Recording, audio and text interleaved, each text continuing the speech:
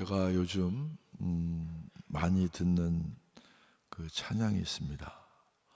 수십 번을 들어도 어떻게 이런 찬양을 썼을까? 어떻게 이런 가사를 썼을까? 제가 이 칼로링이라는 걸 해보질 않았는데, 이 전화기를 가진 지는 오래됐지만 해보질 않았는데, 근래 제 전화를 걸으면 이 노래가 나오는데, 그게 바로 CCM 복음성가인 히즈웰의 광야를 지나며, 이런 찬양입니다. 우선 제가 가사를 한번 읽어봅니다. 왜 나를 깊은 어둠 속에 홀로 두시는지, 어두운 밤은 왜 그리 길었는지, 나를 고독하게 나를 낮아지게 세상 어디도 기댈 곳이 없게 하셨네. 광야에 서 있네. 주님만 내 도움이 되시고 주님만 내 빛이 되시는, 주님만 내 친구 되시는 광야, 주님 손 놓고는 단 하루도 살 수 없는 곳 광야에 서 있네. 왜 나를 깊은 어둠 속에 홀로 두시는지, 어두운 밤은 왜 그리 길었는지, 나를 고독하게 나를 낮아지게 세상 어디도 기댈 곳이 없게 하셨네. 광야에 서 있네. 주님만 내 도움이 되시고 주님만 내 빛이 되시는, 주님만 내 친구 되시는 광야, 주님 손 놓고는 단 하루도 살 수 없는 곳 광야. 주께서 나를 사용하시려, 나를 더 정결케 하시려 나를 택하여 보내신 그곳 광야, 성령이 내 영을 다시 태어나게 하는 곳 광야에 서 있네. 내 자아가 산산이 깨지고 높아지려 했던 내 꿈도 주님 앞에 내려놓고 오직 주님 뜻만 이루어지기를, 나를 통해 주님만 드러나시기를 광야를 지나며. 가사만 듣고 느낌이 잘 오지 않죠? 영상과 함께 찬양을 한번 들어보시겠습니다.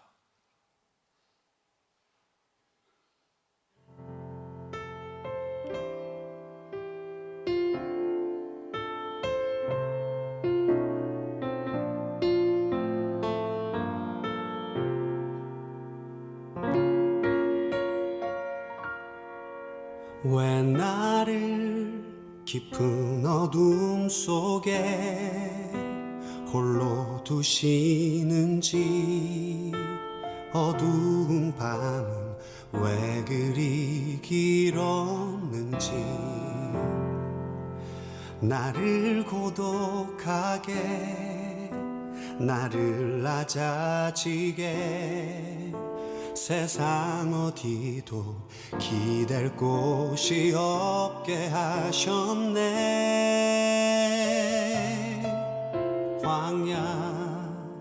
광야에 서 있네.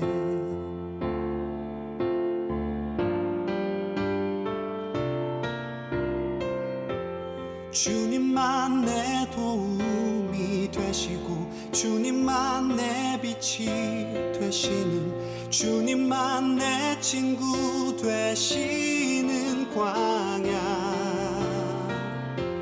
주님 손 놓고는 단 하루도 살 수 없는 곳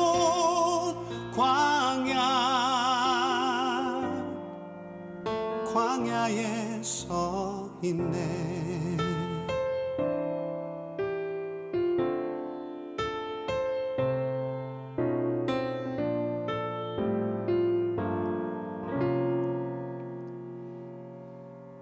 왜 나를 깊은 어둠 속에 홀로 두시는지, 어두운 밤은 왜 그리 길었는지,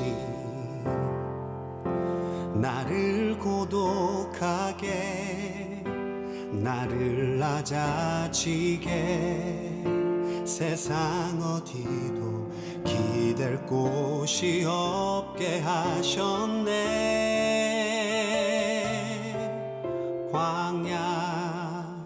광야에 서 있네.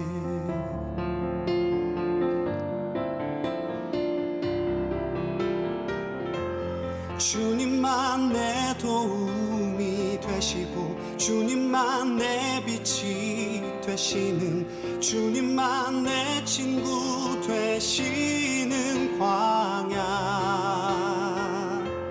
주님 손 놓고는 단 하루도 살 수 없는 곳, 광야, 광야. 주께서 나를 사용하시려, 나를 더 정결케 하시려, 나를 택하여 보내신 그곳, 광야.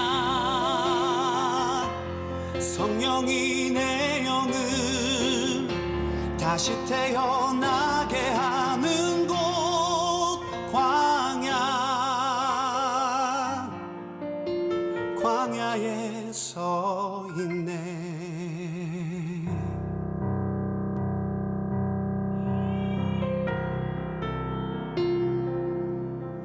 내 자가 산산이 깨지고 높아지려 했던 내 꿈도 주님 앞에 내어놓고,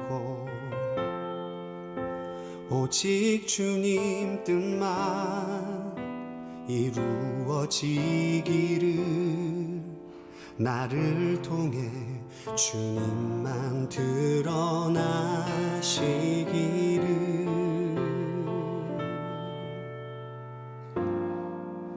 광야를 지나며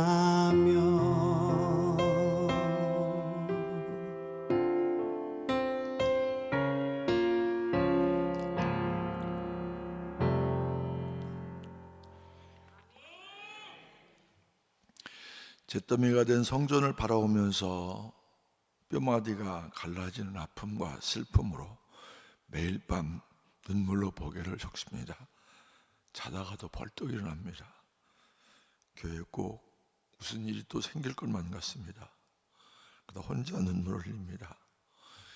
이런 중에 제가 할 수 있는 것은 십자가를 붙드는 것밖에 없었습니다. 광야 예배당에서의 예배 시간은 결코 쉽지 않았습니다. 예배에 지장되는 것들이 너무 많았습니다.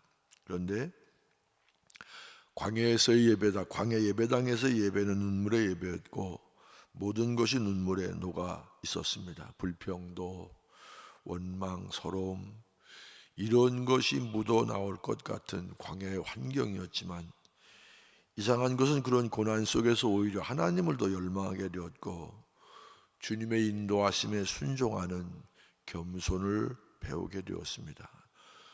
저는 광야를 지나는 시간이 오히려 하나님의 더 큰 은혜를 체험하는 축복의 시간이 되었다고 고백합니다.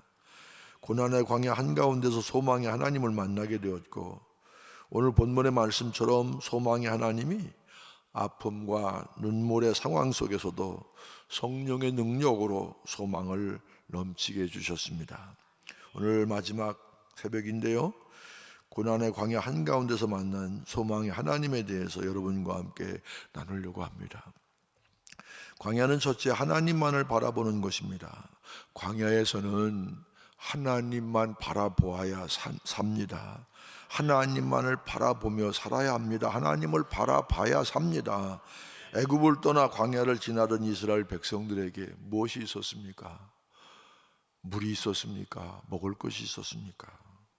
아무것도 없었습니다. 하나님이 해결해 주시지 않으면 어느 것도 해결될 수 없는 상황입니다. 낮에는 뜨거운 태양, 밤에는 또 온도차 때문에 극심한 추위가 찾아옵니다. 이런 상황 속에서 이스라엘 백성들이 할 수 있는 것이라고는 하나님을 바라보는 것밖에 없습니다. 여러분, 할 수 있는 것이 없다고 판단될 때 둘 중에 하나입니다.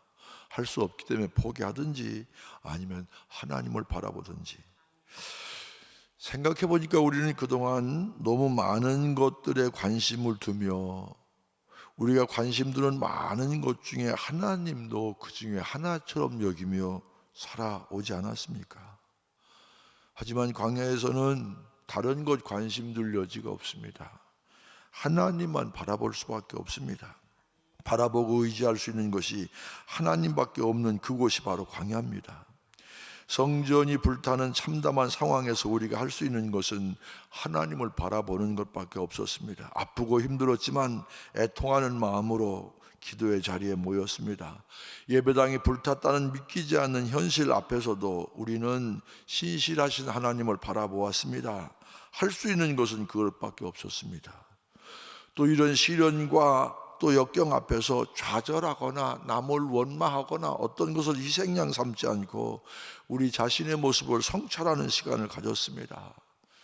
편안하게 안일했던 신앙생활, 나태했던 신앙생활, 자부심을 넘어선 교만했던 신앙생활, 이런 것 회개하고 정결하고 순전한 믿음의 사람으로 다시 하나님 앞에 세워달라고 눈물로 기도합니다. 낮은 자리에서 겸손한 눈으로 주님을 바라보니 드디어 주님께서 우리에게 원하시는 것이 무엇인가를 발견하게 됩니다. 그것은 말씀드렸지만 눈에 보이는 화려한 예배당이 아니라 눈에는 보이지 않지만 우리의 마음의 성전의 회복이었습니다. 바로 잿더미가 된 예배당에서 우리가 고백해야 했던 것은 너희가 바로 나의 성전이다. 너희가 나의 성전이다.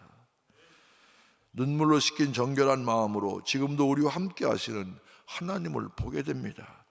시련 앞에서 고난과 아픔 앞에서 낙심하고 쓰러지는 것이 아니라 눈물로 우리의 마음을 씻고 믿음으로 주님을 바라보게 되었습니다. 그리고 젖은 눈물 사이로 우리와 함께 하시는 하나님을 만나게 되었습니다. 성도 여러분, 광야와 같은 인생을 지나고 계신 분이 계십니까? 하나님을 바라보시기를 바랍니다. 아들이 이제 40대 중반이 됩니다. 그런데 언젠가 어느 석상에서 아들이 아버지의 신앙에 대해서 이렇게 제 앞에서 이렇게 얘기했습니다.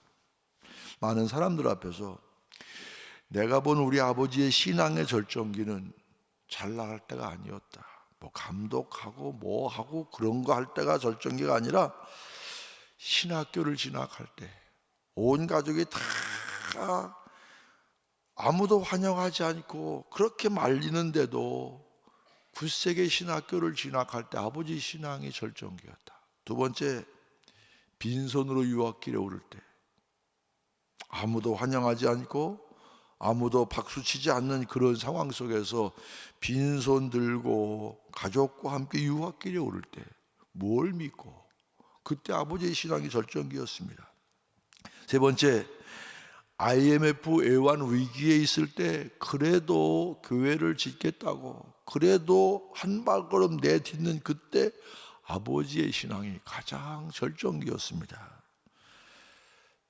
어린 아들이 이 얘기가 한 지가 상당히 오래된 얘기입니다. 그런데 그 얘기하는 걸 보면서 아 그래, 생각해 보니까 아들의 말이 맞아요.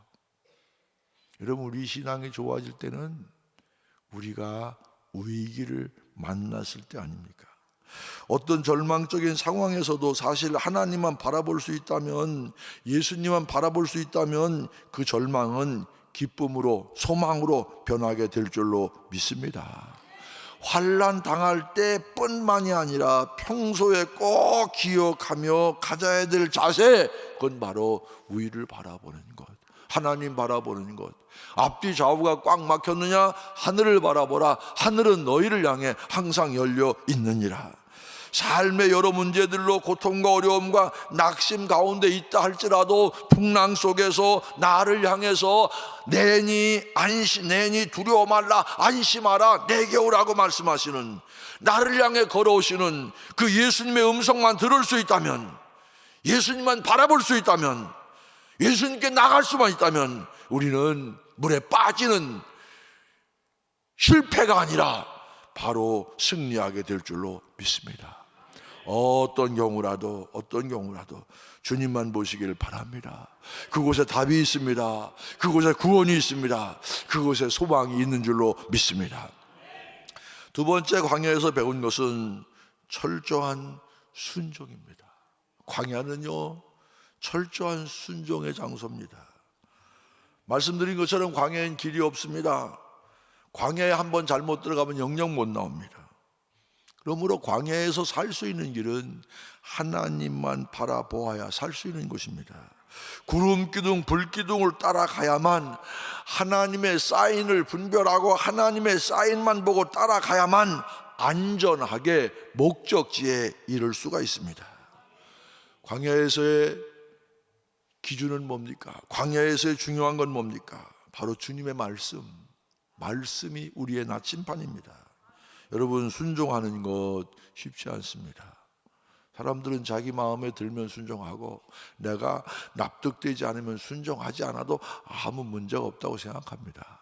근데 여러분, 인류 최초의 죄가 뭔 줄 아십니까? 하나님 말씀에 불순종한 거예요. 하나님 마음의 말씀에 불순종해서 오늘 우리가 어려움을 당하고 있지 않습니까? 때때로 하나님은 고난을 통해서 이 순종을 가르치십니다. 하나님이 우리를 순종의 사람으로 훈련하시는 가장 보편적인 방법 가운데 하나가 바로 고난입니다. 시편 119편 67절입니다. 고난 당하기 전에는 내가 그릇 행하였더니 이제는 주의 말씀을 지키나이다. 이 말씀처럼 때로는 고난이 불순종과 반항을 교정하고 우리를 순종의 자리에 세우는 역할을 합니다. 앤드류 머레이는 예수를 믿는 순간 우리는 모두 순종의 학교에 입학한다, 그렇게 말합니다. 이 학교에서 우리는 여러 유형의 고난을 통해서 마침내 순종하는 것을 배워가는 것입니다. 여러분, 고난이 내 삶 가운데 찾아올 때 원망하거나 낙심하지 말고 오히려 이 고난을 통해서 배워야 될 순종이 무엇인가를 하나님께 묻고 기도하시고 그리고 결단하는 기회가 되시기를 바랍니다. 히브리서 기자도 이렇게 말합니다. 예수님도 고난을 통해 순종을 배우셨다고 말합니다. 그가 아들이면서도 받으신 고난으로 순종함을 배워서 예수님도 고난으로 순종함을 배우셨다고 했습니다. 고난 가운데 있다면 낙심하고 좌절할 것이 아니라 더욱더 순종할 수 있기를 바랍니다. 야고보 사도의 이야기를 기억하지 않습니까? 바로 시험을 당할 때 온전히 기쁘게 여기라 믿음의 시련이 인내를 만들어내고 인내를 통해서 온전하고 구비하여 부족함이 없게 해주신다는 말씀. 어떤 사람도 시험을 좋아할 사람 없습니다.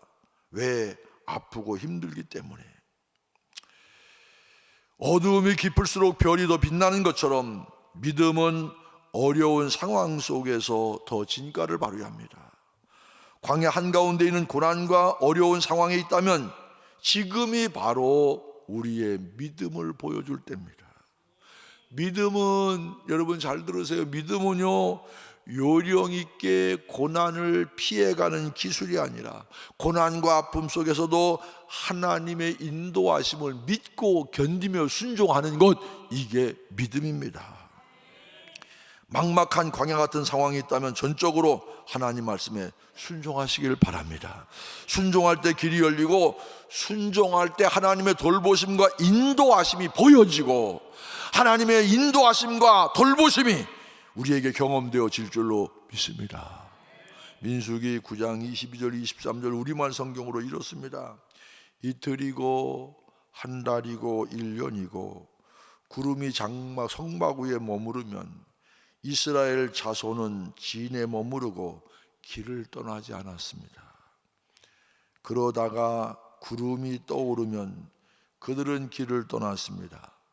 여호와의 명령을 따라 그들은 진을 치고 여호와의 명령을 따라 길을 떠났습니다. 때로 답답하죠. 인내하는 거 답답합니다. 순종하는 거 답답합니다. 급한데 왜 사인이 없습니까? 사인 받지 않고 떠나요. 고난의 길입니다. 더 고난 길입니다. 그 뭡니까? 광야는요, 내 생각 내려놔야 돼요. 내 계획 내려놔야 돼요. 여러분, 은퇴를 얼마 앞두고 제가 여러 가지 얼마나 꿈을 많이 꿨겠습니까? 얼마나 제가 계획을 많이 했겠습니까? 다 내려놓는 거예요. 다 내려놓고 하나님, 이 순간 제게 원하시는 게 뭡니까? 하나님, 이 순간 제가 이제까지 당신의 종으로 살아왔는데 당신께 순종해야 될 그것이 뭡니까? 말씀하여 주옵소서. 바로 주님의 명령만 따라야 하는 곳, 그것이 광야고, 광야의 시간은 바로 순종의 시간입니다. 때로 목회하다 보면 이런 답답함을 경험합니다. 교회는 여러분 많은 사람들이 모이잖아요. 목사는 목사이기 때문에 교회에서 일하지만 평신도들은 평소에 다 세상에서 일하잖아요. 다 회사에서 일하고 학교에서 일하고 또 직장에서 또 가게에서 다 일하잖아요. 근데 이제 교회 와서 교회 일할 때는 교회에서 뭔가 달라져야 되는데 세상의 그런 방법, 그런 경험, 그런 사고를 가지고 교회 와서도 일하려고 해요. 목사님, 우리 회사에서는 안 그래요. 목사님, 교회에서, 학교에서는 안 그래요. 안 그래도 당연하죠. 어떻게 교회가 회사입니까? 교회가 학교입니까? 교회는요, 하나님이 세운 영적 공동체요, 유기적인 공동체요.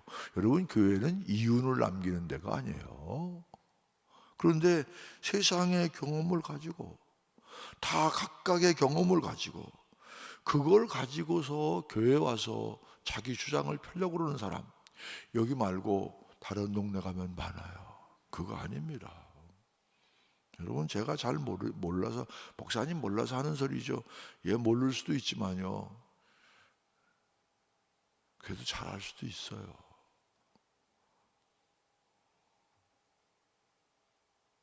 내가 말을 멈추는 이유는요, 하고 싶은 얘기를 절제하는 거예요. 내가 무슨 얘기 하려고 그러다 참은 줄 아세요? 잘난 척들 하지 말자고요.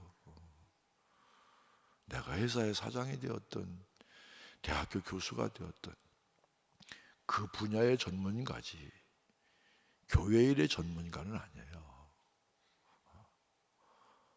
저희 교회도 지성인들이 많이 나와요. 제가 학교 이사장을 했잖아요. 잘못 얘기하면 내 교수들을 폄하하는 게 되니까 조심하지만, 한 분야에 대해서 전문적인 공부했다는 건 그 분야의 전문가지 옆을 못 봐. 이 얘기를 공감하지 않아요. 여러분, 아닙니다. 교회는 여러분 행정도요, 병원 행정하고 학교 행정하고 같습니까? 여러분, 세상 행정과 다른 거예요. 그걸 자기의 경험을 비추어서 교회는 이래야 됩니다, 교회는 이래야 됩니다 하고 힘들게 하는 사람들이 있어요. 교회 아니에요. 여러분, 대단히 죄송하지만 제가 좋게 얘기해서 겸손이라고 그랬잖아요. 아주 그냥 거칠게 얘기하면 잘난 척하지 말고 살아야 돼요. 이제는 내가 말할 수 있다. 은퇴 앞두고 무슨 말을 못하겠어요. 요즘 저희 교회에서 제가 세게 얘기합니다. 이제 다신 이런 설교 못할 거야. 내가 우리 교회에서 설교 은퇴하기 전에 2번도 합니다. 지금 내가 배우고 있어요. 내가 그러죠. 여러분, 참 그동안 감사합니다, 수고하셨습니다. 아니요, 더 잘 돼야 돼요. 그렇게 내가 인기 관리하고 끝날 게 아니에요. 이게 목사의 마음이에요. 목사의 마음.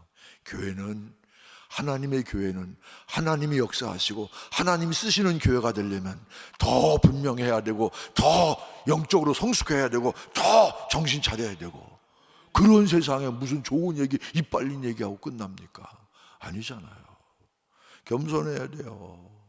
내 시각으로, 제가 얘기했잖아요. 자기 의가 강한 사람은 참 은혜 받기 힘들다고요. 내가 기준이야, 내가 의로워, 나 정도 믿으면, 이스라엘 백성의 문제가 그거 아닙니까?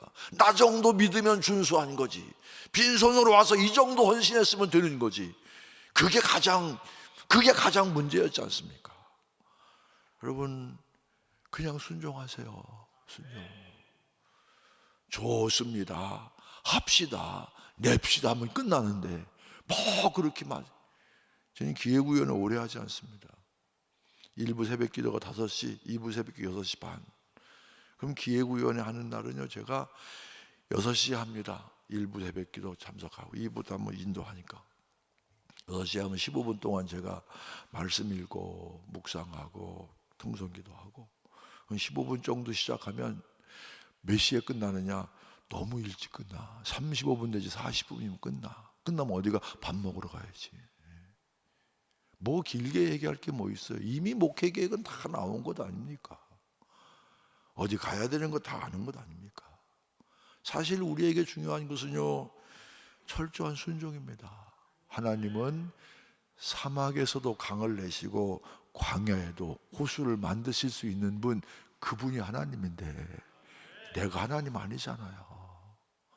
그분께 순종하면 돼요. 광야에서 정말 우리가 훈련받은 건 순종입니다. 너 불날 때 아무것도 못했잖아. 발만 동동 구르고 아무것도 못했잖아. 몇십 대 소방차가 아무것도 못했잖아. 네가 할 수 있는 게 뭐야? 할 수 있는 게 뭐야?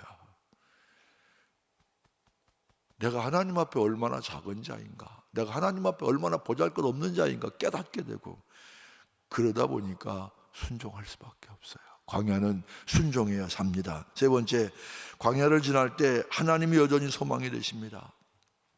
광야길은 힘들고 고생스럽습니다. 때로 걷다가 마라의 쓴물과 이리도 만납니다. 승냥이도 만날 수 있습니다. 그러나 그곳에서 하나님이 여전히 소망이 되어 주십니다.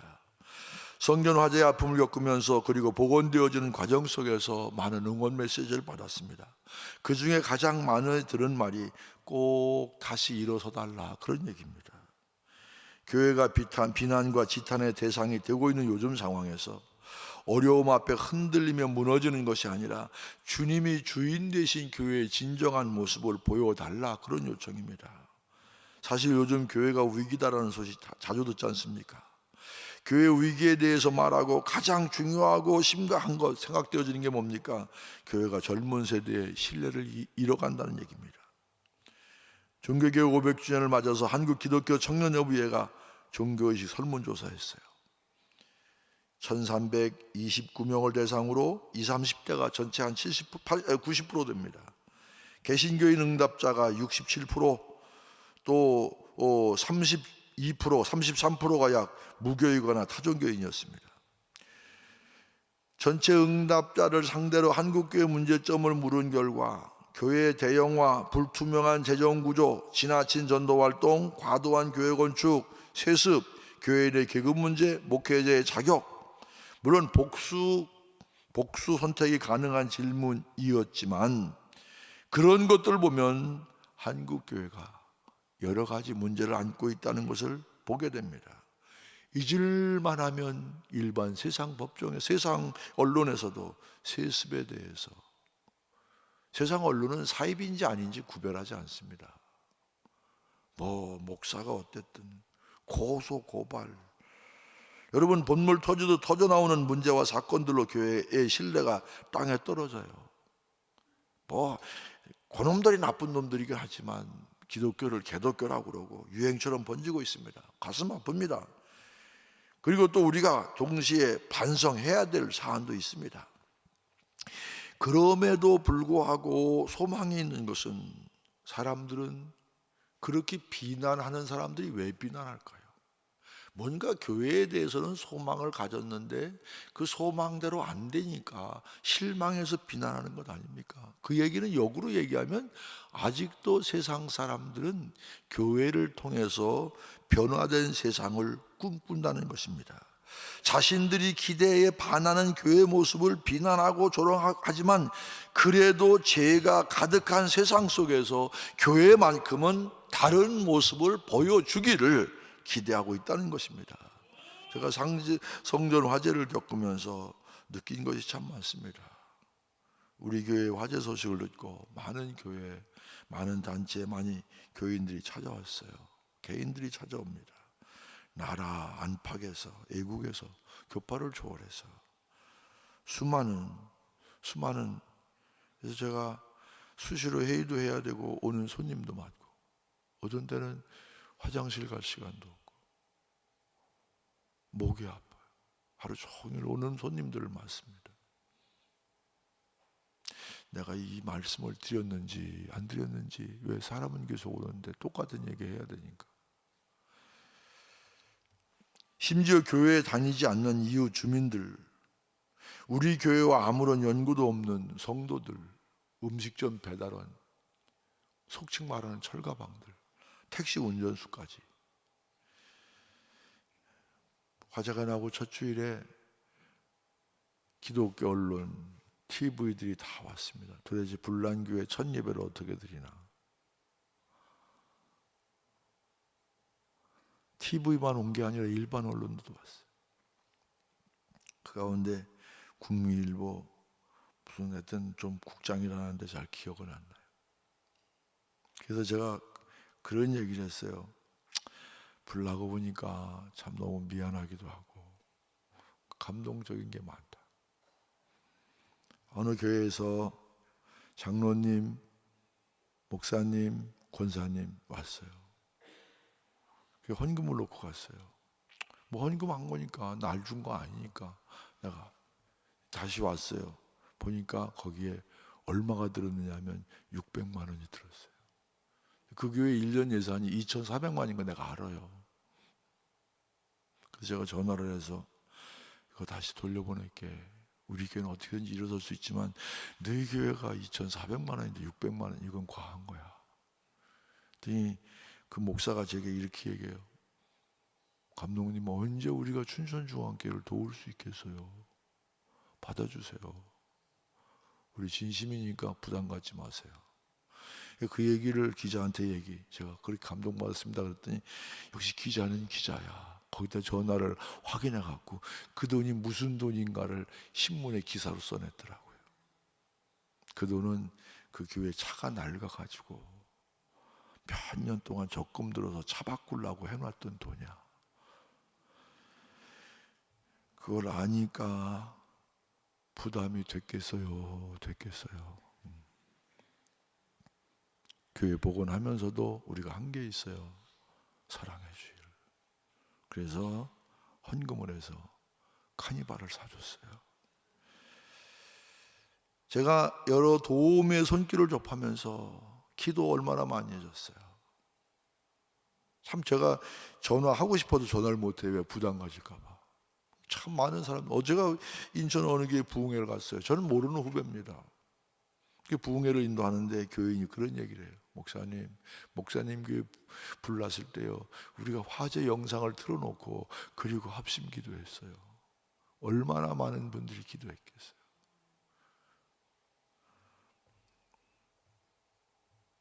세상 사람들은 여전히 교회를 통해 소망을 꿈꿉니다. 아프고 힘들고 어려운 이때 그래도 주님이 주인 되시는 교회는 다스릴 것이라고 생각합니다. 저 교회 성도는 정말 살아계신 하나님을 믿는 저 교회 성도들은 뭔가 다르다, 이런 걸 기대하는데 그런 기대를 가지고 바라보는 많은 사람들. 그런데 그것은 우리 힘으로 감당되는 것이 아닙니다. 바로 소망이 되신 하나님께 붙들 때 비로소 감당하게 될 줄로 믿습니다. 오늘 본문입니다. 소망의 하나님이 모든 기쁨과 평강을 믿음 안에서 너희에게 충만하게 하사 성령의 능력으로 소망이 넘치게 하시기를 원하노라. 소망의 하나님이 모든 기쁨과 평강을 믿음 안에서 충만하게 채워주신다, 이 얘기입니다. 나의 힘이 아니라 겸손히 주님께 붙들리게 될 때 하나님이 우리의 소망이 되어주실 줄로 믿습니다. 시간이 가서 제가 복원 영상은 안 하려고 합니다. 잘 복원했습니다. 잿더미가 된 성전 앞에서 하나님은 여전히 우리에게 소망이 되어주셨습니다. 광야 같은 세상에서도 우리가 낙심하지 않고 광야를 지날 수 있는 것은 우리의 소망 되신 하나님이 우리와 함께 하시기 때문입니다. 그 믿음으로 승리하시기를 축원합니다. 마지막으로 하나, 광야는요 함께 가는 곳입니다. 화재 전과 화재 후에 우리 교회가 달라진 게 있어요. 아픔과 고통을 함께 겪으니까 그래도 똘똘 뭉칩니다. 우리 교회 복원공사할 때 아침 9시부터 밤 9시까지 성도들이 기관별로 속회별로 나와 1시간씩 릴레이 기도합니다. 뒷사람이 미처 안 온다고 시간 됐다고 가지 않아요. 이 화재 기간에도 남 도와야 될 거 다, 우리가 그동안 도왔던 기관들, 저 교회 불났으니까 우리가 새로운 후원자를 구해야 되지, 아주 절망해 있을 때 우리가 하나도 중단하지 않았습니다. 선교하는 것도 복지, 사회 돕는 것도. 저희 교회는 5째 주일이 있는 주일은 사랑의 주일로 지킵니다. 그래서 주일헌금을 목적 헌금으로 해서 그 헌금을 통해서 비전교회 건축을 돕고 소외된 이웃을 돕고 또 꼭 도와야 될 일을 돕습니다. 목회자를 돕고 예배당 복원 과정 가운데 우리 해외 의료 선교도 보냈습니다. 아무도 기대하지 않지만 합시다. 불났다고 안 합니까? 우리가 천사주일 합니다. 10월 첫째 4일 날 제일 가까운 주일을 맞아서 합니다. 제가 이렇게 설교했습니다. 성도 여러분, 하나님께서는 아름답게 꾸며진 교회를 좋아하시겠습니까? 교회다운 교회, 제굿이라는 교회를 좋아하시겠습니까? 그때 우리 연애에 원주에, 저는 뭐 잘 모릅니다, 한 이 어려운 교회 교역자가 뇌졸중으로 쓰러졌어요. 그래서 그분을 돕는 헌금을 하는데 그 어려운 가운데도 한 3천여만 원 헌금해서 전했습니다. 불난 건 불난 거고 불난 건 불난 거. 제가 불나서 참 감사한 게 있었어요. 월드비전이, 제가 오랫동안 강원 월드비전하고 일회를 많이 하긴 했지만 제주에서 강원까지 온 그 월드비전 직원들이 십시일반 헌금을 해서 회장이 저희 교회에 왔어요. 우리 직원들의 헌금. 난 이제까지 뭐 우리가 도운 건 아니고, 저는 돕는다 소리 안 하고 협력한다 그렇게 얘기해요. 많은 것과 협력했지만 그건 또 감동이야. 사실 그동안 우리가 월드비전 협력하면서 탄자니아에도 우물을 10개씩 봤어요. 우물 10개 팔려면 1억입니다. 그래서 2018년 작년에 제가 2월 달에 무슨 미라클 7천인가 뭐 그런 게 있어요. CTS에. 전 CTS 잘 모르겠는데 하여튼 뭐 협약 MOU 해가지고 과테말라에 갔습니다. 가서 뭐 방송 녹음하고 다 촬영하고 다 했는데 그거 갔다 와서 저희 교회에서 비전주의를 지켰습니다. 그래서 한 달에 3만 원씩 도는 사람 367명 아동 후원자를 했어요. 제가 목회하면서 처음 했습니다. 쉬운 일 아닙니다. 그런데 제가 이런 일을 어려울 때, 어려운 중에서도 우리가 우리를 위해 기도하고 사랑해주고 격려해줬던 그 사람들 때문에 우리가 힘을 얻고 이렇게 일어섰다면 우리도 그런 일 해야 되는 것 아니냐. 화재를 통해 아픔과 고통을 겪다 보니 다른 사람의 아픔이 나와 다른 아픔이 아니라 우리의 아픔임을 성도들이 알게 됐고, 아픔을 맛본 우리가 공감하지 않으면 누가 공감하겠느냐. 그러면서도 하나님이 기뻐하시는, 대단하게 화려한 교회보다는 하나님이 기뻐하시는 일을 하는 그런 교회가 무엇일까를 고민하면서 일을 하게 됩니다. 사실 1년 만에 복원공사를 마친다는 것은 결코 쉬운 일이 아닙니다. 저는 첫 목회 교회 건축을 했습니다. 교회를 제가 몇 번 지어봐서 아는데 말도 많고 탈도 많고 사건 사고가 많이 일어나는 순간이 교회 지을 때입니다. 그런데 다행스럽게 제가 말은 잘 못하지만 쉬운 것은 아니었지만 그래도 복원 기간 동안에 큰일 없이 마무리 졌어요. 재정도 다 해서 92억이 들었는데 그렇게 재정 압박 받지 않고 그냥 잘 마무리 질 수 있었어요. 여러분, 한 소망을 품고 한 뜻을 품고 한 몸을 이루었기 때문에 가능한 일입니다. 교회는 예수 그리스도 안에서 하나 된 것, 그것이 교회인 줄로 믿습니다. 몸은 하나인데 많은 지체가 있고 몸의 지체가 많으나 한 몸인 것 같이 그리스도도 그러하니라. 우리가 유대인이나 헬라인이나 종이나 자유인이나 다 한 성령으로 세례를 받아 한 몸이 되었고 또 다 한 성령을 마시게 하셨느니라. 홀로 내가 이 어려운 길을 걷고 있다고 생각했는데 둘러보니까 홀로 걷는 것이 아니라 행진이었습니다. 서로에게 든든한 버팀목이 되어 강야길을 지날 수가 있었습니다. 저는 평생 목회하면서 정말 건강한 교회, 좋은 교회 만들고 싶은 꿈이 있었습니다. 우리 교회 컨설팅을 했어요. 후배들 기록으로 남겨야 되지 않습니까? 그래서 더 좋은 교회 만들기라는 컨설팅 책도 출판했어요. 저는 뭐 대단한 목회를 한 건 아니지만 43년 동안 44년 목회하면서 기도하고 고민했던 것 좀 나눠주고 싶어요. 뭔가 제 경험을 쉐어해주고 싶어요. 근데 뜻하지 않은 성전 화재라는 엄청난 고난 앞에서 제가 할 수 있는 것은 철저히 주님을 붙드는 것밖에 없었습니다. 아프고 힘든 광야 시간을 지나면서 내 자아가 산산이 깨어졌고 내 계획과 생각들을 철저히 내려놓는 법 훈련 받았습니다. 그리고 진정 주님만이 길이 되신다는 어쩌면 너무나 단순한 진리, 이 진리를 온몸으로 체득하는 시간이었습니다. 저는 이것을 광야의 영성 이렇게 부르고 싶습니다. 하나님 없이는 단 하루도 살 수 없는 것이 광야입니다. 철저히 하나님 바라보고 철저히 하나님만 의지하는 것. 솔직히 우리는 젖과 꿀이 흐르는 가나안만 동경합니다. 그런데 가나안에 들어가기 위해 반드시 거쳐야 되는 것이 광야입니다. 광야에서 살아계신 하나님을 만났고 광야에서 생생한 하나님의 역사를 경험합니다. 광야를 지나며 느꼈던 깊은 감동과 깨달음, 제가 표현이 좀 서툴러서 여러분에게 잘 전달해 드리지 못했지만 말로만이 아니라 여러분도 이 광야의 영성을 경험해 보시길 바랍니다. 난 그래서 후배들에게도 웰컴 투 광야, 광야로 가봐. 광야. 하나님만 바라보며 묵묵히 행진하는 것. 제가 공개적인 석상에서는 처음 얘기하는데 제가 4월 28일 은퇴를 하면 29일 새벽에 산티아고를 떠납니다. 다시 광야를 가고 싶어요.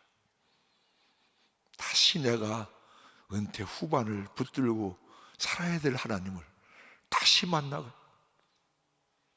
쉬운 일 아니지만 하나님이 동행해 주실 줄로 믿습니다.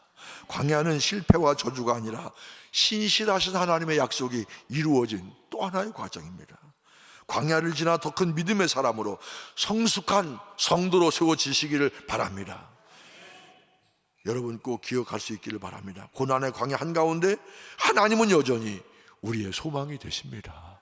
소망의 하나님을 붙들고 믿음으로 늘 승리하는 여러분 되시길 주의 이름으로 간절히 축원합니다. 축원합니다.